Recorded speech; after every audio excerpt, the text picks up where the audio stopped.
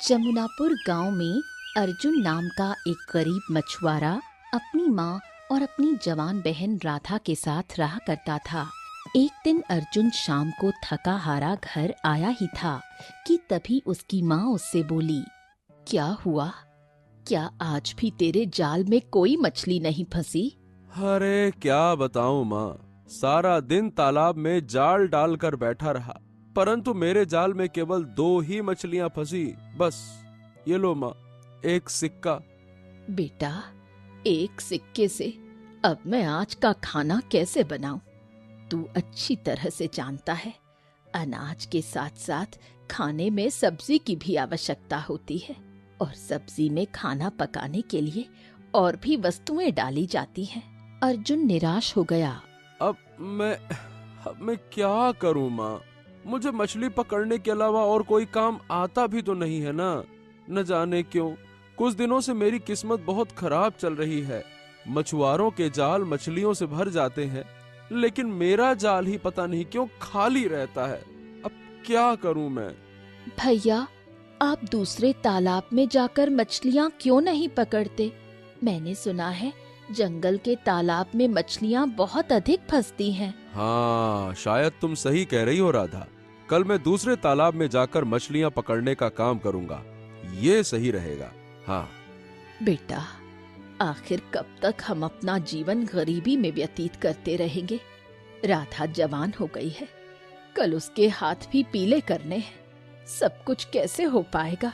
अर्जुन ने अपनी माँ की बात का कोई जवाब नहीं दिया और चुपचाप लेट गया। अगली सुबह अर्जुन अपना जाल लेकर जंगल की ओर निकल पड़ा।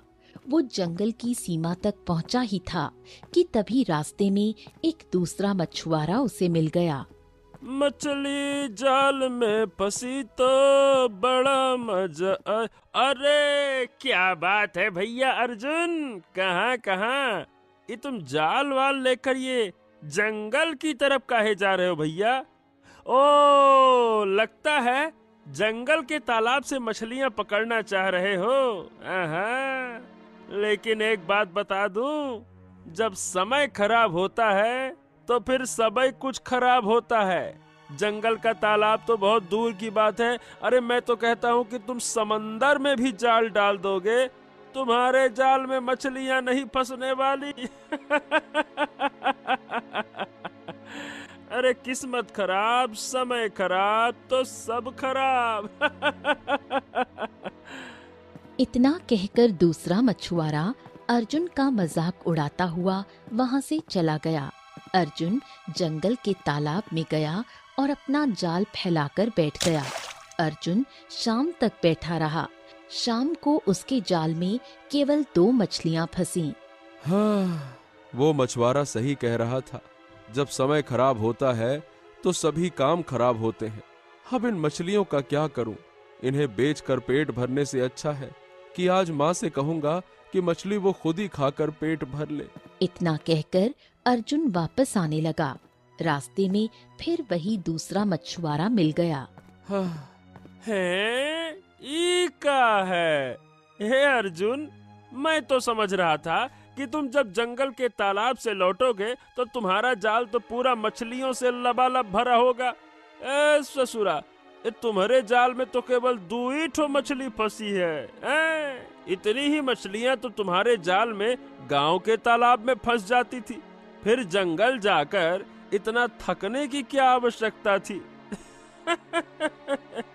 मेरी बात मान क्यों नहीं लेते? समय खराब, किस्मत खराब तो सब काम खराब। इतना कहकर दूसरा मछुआरा वहां से चला गया। अर्जुन निराश होकर घर लौटा और 2 मछलियां अपनी माँ और बहन के सामने रख दी। भैया, केवल 2 मछलियां, इससे क्या होगा?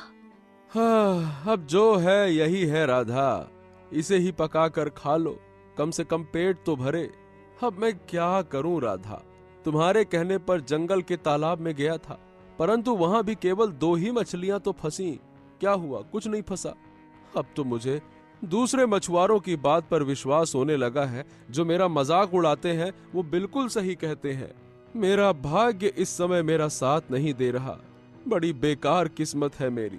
अर्जुन की बात सुनकर उसकी माँ और बहन की आंखों में आंसू आ गए। अगली सुबह अर्जुन फिर से अपना जाल लेकर गांव के तालाब में चला गया। वो सुबह से लेकर शाम तक बैठा रहा, परंतु उसके जाल में एक भी मछली नहीं फंसी। क्यों भैया, आज पूरी तरह से ठन ठन गोपाल। अरे पहले तो तेरे जाल में एक या दो मछली फंस भी जाती थी गलती से, आज तो तेरा जाल पूरा ही खाली है। किस्मत लगता है बहुत ही खराब है। अर्जुन निराश हो गया और चुपचाप अपने घर चला आया। अर्जुन को खाली हाथ देखकर उसकी माँ चौंक गई। क्या हुआ? माँ, आज मेरे जाल में एक भी मछली नहीं फंसी माँ, एक भी नहीं। मैं और तेरी बहन सुबह से भूखे हैं, तेरा ही इंतजार कर रहे थे। अर्जुन की आंखों में आंसू आ गए। अर्जुन को रोता देख उसकी माँ भी रोने लगी। चिंता मत कर बेटे, हिम्मत मत हार। तू एक काम क्यों नहीं करता? हमारे राज्य का राजा सूरज बहुत दयालु है, तू जाकर उससे सहायता क्यों नहीं मांगता? एक ना एक दिन तो तुझे उससे सहायता मांगने जाना ही है, क्योंकि हमें राधा की शादी भी करनी है। अगले दिन अर्जुन अपनी माँ की कही हुई बात के अनुसार सीधे अपने राज्य के राजमहल में चला गया। कुछ देर बाद अर्जुन राज दरबार में खड़ा था। राजा सूरज गहरी सोच में डूबा हुआ था। महाराज की जय हो। महाराज, मैं जमुना नगर गांव का रहने वाला हूँ। मैं एक बहुत ही गरीब मछुआरा हूँ। कुछ दिनों से मेरा भाग्य मेरा साथ नहीं दे रहा। मेरे जाल में मछलियाँ बिल्कुल नहीं फंस रही।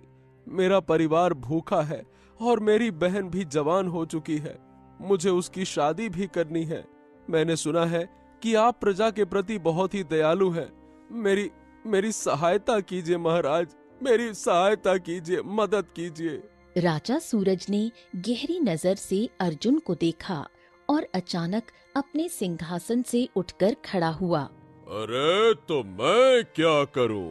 क्या अब मेरे इतने बुरे दिन आ गए हैं कि मैं गरीब मछुआरों की सहायता करूं? अगर तेरा भाग्य तेरा साथ नहीं दे रहा तो इसमें मैं क्या कर सकता हूँ?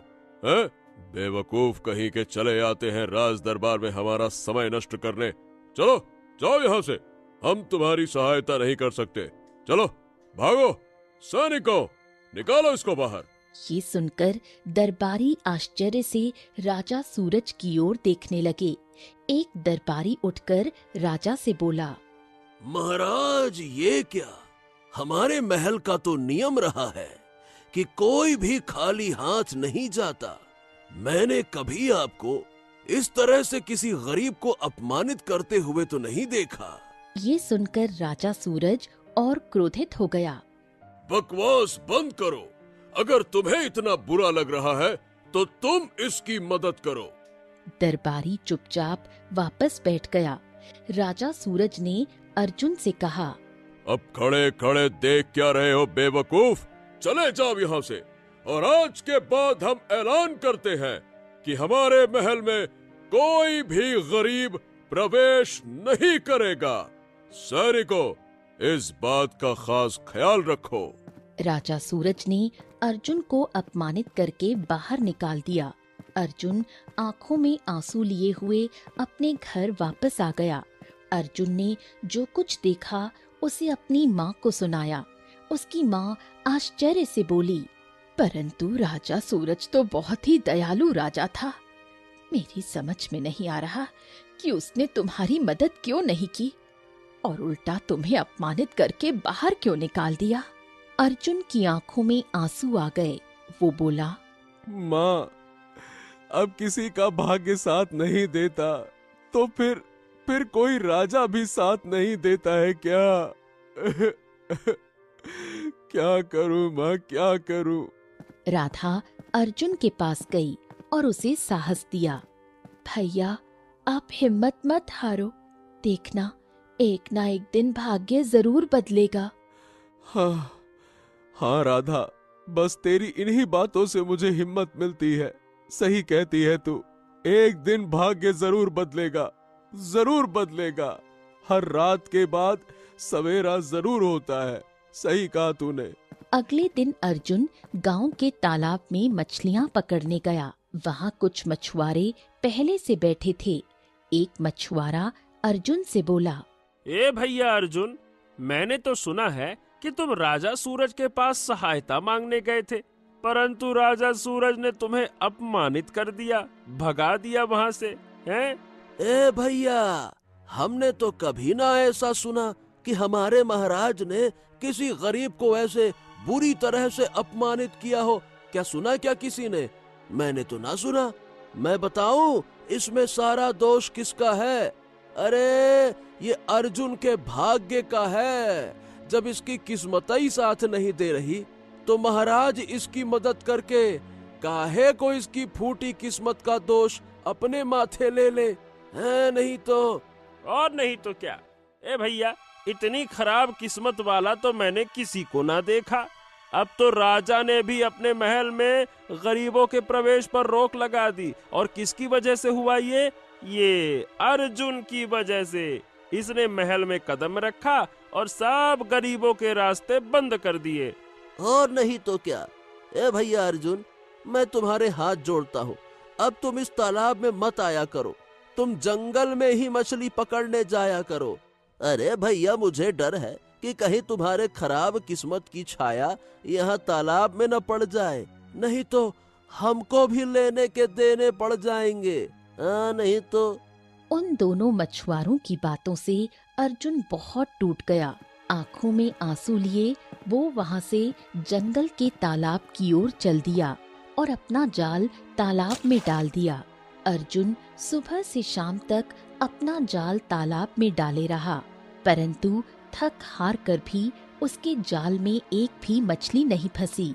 अर्जुन घबराकर बोला, हाँ, हे भगवान, आज तो मेरे जाल में एक भी मछली नहीं फंसी। मेरा परिवार कब से भूखा है। खाली हाथ लौटूंगा तो सब खत्म हो जाएगा। क्या करूं? तभी अर्जुन का जाल भारी हुआ और उसने जाल खींचा। जाल में एक सोने की मछली फंसी हुई थी। अर्जुन सोने की मछली को देखकर चौंक पड़ा और बोला, हाँ, हाँ, अरे लगता है भगवान ने मेरी मदद कर दी। खींचता हूँ इसको। हाँ, अब इस मछली को बाजार में बेच दूंगा, मुझे अच्छी कीमत मिल जाएगी। तभी मछली ने मनुष्य की आवाज में पूछा, हे मनुष्य, मुझे छोड़ दे। अगर तूने मुझे आजाद कर दिया तो मैं तुझे एक ऐसा रहस्य बताऊंगी कि तेरा भाग्य बदल जाएगा। अर्जुन मछली की मनुष्य जैसी आवाज सुनकर और भी चौंक गया। वो संदेह से बोला, हो, ये कैसे संभव है? तुम मनुष्य की भाषा कैसे बोल रही हो? क्या तुम कोई पिशाचनी हो क्या? मैं कोई पिशाचनी नहीं हूँ, मैं एक जादुई मछली हूँ। मैं तुझे जो रहस्य बताऊंगी वो तेरा पूरा भाग्य बदल देगा।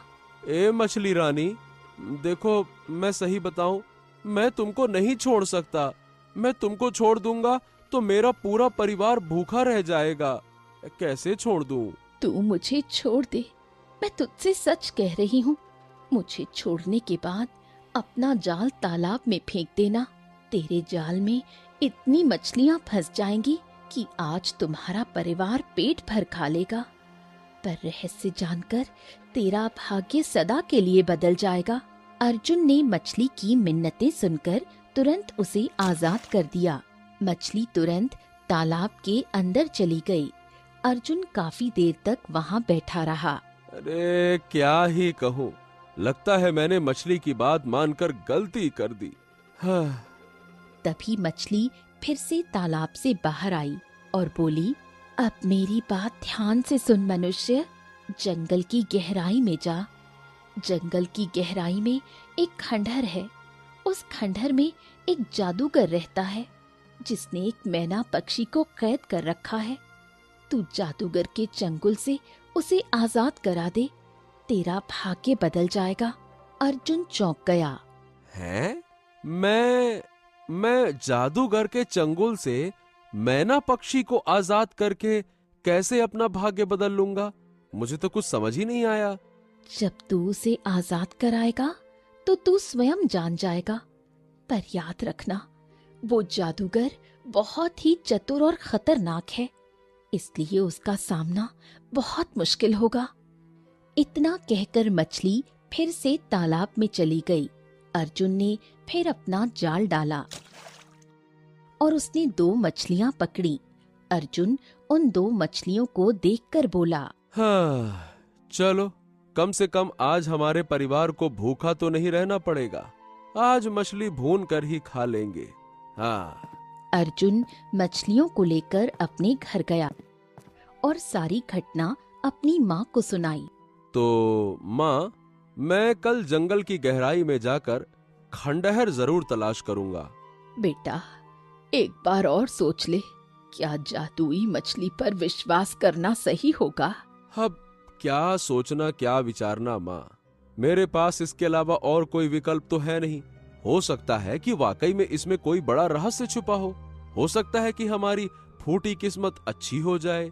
अगले दिन अर्जुन जंगल की गहराई में गया।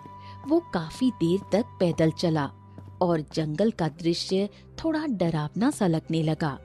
बहुत दूर चलने के बाद अर्जुन के कानों में एक आवाज टकराई। कौन हो तुम और इस जंगल की गहराई में क्यों चले जा रहे हो? क्या तुम नहीं जानते कि जंगल बहुत खतरनाक है? अर्जुन पलटा और देखा कि एक साधु वहाँ खड़ा था। अर्जुन साधु के पास गया और अपनी बात बताई। प्रणाम साधु महाराज। साधु महाराज, मैं जंगल में एक खंडहर तलाश रहा हूँ। मुझे मछली ने बताया कि वहाँ एक जादूगर है जो मैना पक्षी को कैद किए हुए है। अगर मैं उसे आजाद कर दूं तो मेरा भाग्य बदल जाएगा। साधु चौंका और रहस्यमय अंदाज में मुस्कुराया। बड़े बहादुर हो जो मछली की बात मानकर यहाँ पे आ गए। पर क्या तुम्हें लगता है कि वो जादूगर कोई सामान्य व्यक्ति है? वो जादूगर बहुत ही खतरनाक है। वो तुम्हें मार देगा। हाँ, मुझे इस बात की कोई परवाह नहीं है साधु महाराज। मैं तो रोज अपने परिवार को गरीबी और दुख के कारण मरते हुए देख रहा हूँ, और गरीबी से ज्यादा खतरनाक इस दुनिया में कुछ भी नहीं होता। पर एक बार फिर से सोच ले बच्चे, अपनी जान खतरे में डाल रहा है तू। वो जादूगर कोई साधारण जादूगर नहीं है, बल्कि बहुत ही शक्तिशाली जादूगर है। और तूने बताया कि तेरा एक परिवार भी है। अगर तुझे कुछ हो गया तो तूने कभी सोचा है कि तेरे परिवार का क्या होगा? अर्जुन फीकी मुस्कान दिए हुए साधु की ओर देखकर बोला। वैसे मेरे जीते जी भी मेरे परिवार के साथ क्या हो रहा है? मैं उनके लिए कुछ भी नहीं कर पा रहा साधु महाराज। न खाने को है, न जीने को है। क्या करूं? हाँ, नियति ने मुझे एक मौका दिया है और मैं इस मौके को छोड़ूंगा नहीं, भले ही मुझे अपनी जान क्यों न गंवानी पड़े। पर मैं अपने परिवार के लिए कुछ भी करूंगा। इसका मतलब तू पक्का फैसला करके आया है? हाँ, और मैं अपने कदम हरगिज वापस नहीं लूंगा। साधु मुस्कुराते हुए बोला। तो ठीक है, मेरा आशीर्वाद तेरे साथ है बच्चा। पर तुझे एक बात बताता हूँ, जब तू खंडहर तक पहुंच जाए तो जादूगर से अचानक से उसका सामना मत करना। जादूगर दोपहर के समय खंडहर से कुछ देर के लिए चला जाता है, इसीलिए दोपहर में ही तू खंडहर में प्रवेश करना और वहां जो मैना पक्षी होगी उससे बात करना। हैं? मैना पक्षी से बात करना? तो क्या मैना पक्षी भी मनुष्य की आवाज में बात करती है? हाँ, वो मैना पक्षी कोई साधारण पक्षी नहीं है। वो भी मनुष्य की आवाज में बात करती है। ठीक वैसे ही जैसे तूने मुझे बताया कि तुझे उस मैना पक्षी के बारे में एक जादुई मछली ने बताया, और वो जादुई मछली भी मैना पक्षी की आवाज में बात करती थी। उस मैना पक्षी की बातें सुने बगैर जादूगर से सामना मत कर लेना, वरना तेरी हार निश्चित है, क्योंकि तू जादूगर के सामने नहीं टिक पाएगा। लेकिन हाँ, वो मैना पक्षी तुझे एक रहस्य बताएगी। उस रहस्य को जानने के बाद तू जादूगर के सामने जाएगा और तब जाकर तू उस जादूगर से जीत सकता है और फिर तेरी विजय पक्की है। हरिओम हरिओम हरिओम।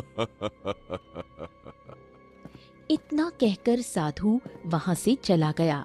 अर्जुन कुछ देर वहीं खड़ा रहा और फिर आगे बढ़ गया। बहुत दूर पैदल चलने के बाद अर्जुन को खंडहर दिखाई दिया। दोपहर का समय हो चुका था। हाँ, यही समय है खंडहर में प्रवेश करने का। आराम से जाता हूँ। अर्जुन खंडहर में गया और देखा कि एक पिंजरे के अंदर मैना पक्षी बंद थी। मैना पक्षी अर्जुन को देखकर चौंक गई। तुम यहाँ क्या कर रहे हो? जादूगर कुछ ही देर में आ जाएगा। देखो मैना पक्षी, मैं तुम्हें जादूगर के चंगुल से आजाद कराने आया हूँ। मछली ने मुझे बताया कि अगर मैं तुम्हें आजाद करूँगा तो मेरा भाग्य बदल जाएगा। तुम मुझे ऐसे आजाद नहीं कर सकते। पहले तुम पास के बूटी के तालाब में जाकर स्नान करो। कहते हैं कि बूटी के तालाब में स्नान करने से तांत्रिक और शैतानी मंत्रों से सुरक्षा मिलती है। बूटी के तालाब में स्नान करके शाम को फिर यहाँ आना। जादूगर अपने मंत्रों की शक्ति से तुम्हें मारने का प्रयास करेगा, पर बूटी के तालाब से स्नान करके आने पर उसके मंत्र काम नहीं करेंगे। तब तुम चतुराई से जादूगर का एक दांत तोड़ना। उसके दांतों में एक सोने का दांत है। उसके सोने के दांत में उसके प्राण बसे हुए हैं। जल्दी जाओ। यदि जादूगर अभी आ गया तो तुम अभी उसका मुकाबला नहीं कर पाओगे। अर्जुन तुरंत वहां से निकल गया। कुछ ही देर बाद रंग बिरंगी आभा के बीच जादूगर खंडहर में प्रकट हुआ। उसने मैना पक्षी की ओर घूरते हुए कहा, बगड़बम बगड़बम बगड़बम, मुझे मनुष्य की गंध आ रही है। सच बता, क्या यहाँ कोई मनुष्य आया था? दफा हो जा यहाँ से जादूगर। तेरा मनहूस साया जब से इस खंडहर में पड़ा है तब से यहाँ मनुष्य तो क्या, कोई जानवर भी नहीं आता। जादूगर क्रोधित हो उठा। बस आज रात का इंतजार कर ले मैना।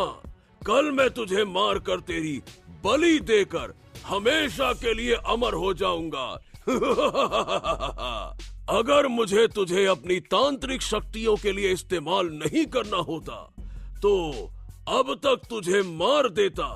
तेरी बकवास अब और नहीं सुन सकता मैं। मैना पक्षी चुपचाप अपना मुंह फेर लेती है। उधर दूसरी ओर अर्जुन ढूंढते ढूंढते एक तालाब के किनारे पहुंचा। हाँ, क्या यही बूटी का तालाब है जिसके बारे में मैना ने बताया था? हाँ, मैं जड़ी बूटियों का तालाब हूँ।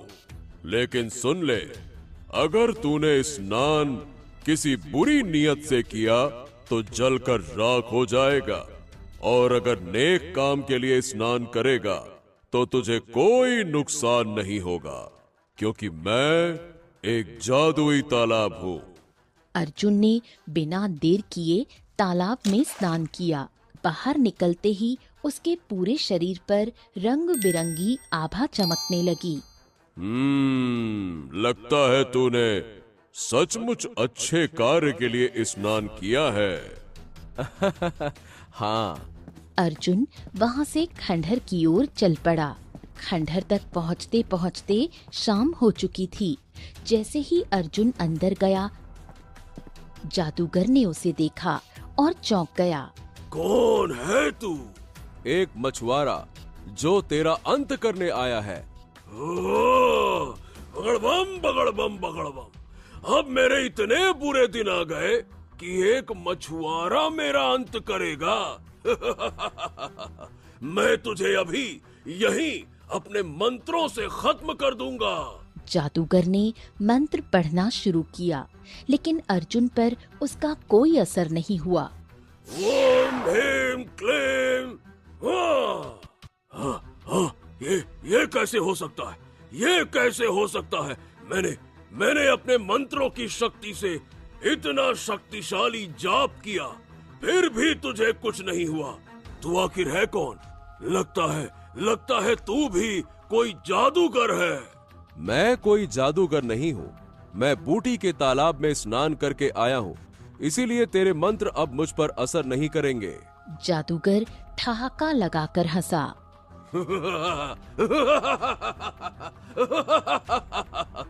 तो ठीक है, बूटी के तालाब का असर तो कुछ समय तक ही रहेगा, उसके बाद तेरा होगा बगड़बम बगड़बम बगड़बम। अर्जुन ने मौका देखकर तेजी से जादूगर के मुंह पर एक जोरदार मुक्का मारा।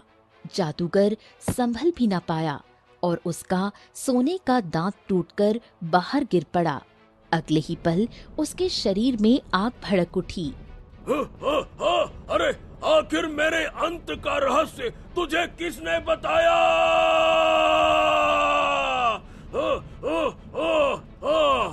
यही मैना पक्षी ने, उसी ने मुझे जड़ी बूटी के तालाब के बारे में बताया। अरे मेरी सबसे बड़ी गलती यही थी कि मैंने इसे जिंदा रखा। काश मैं लालच में ना आता।